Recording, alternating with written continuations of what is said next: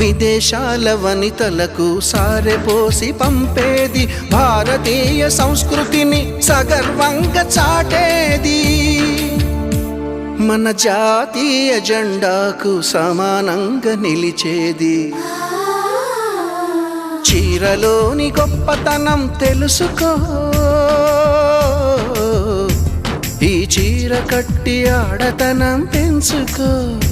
సింగారమనే దారంతో చేసింది చీర, ఆనందమనే రంగులనే అద్దింది చీర, మమకారమనే మగ్గంపై నేసింది చీర.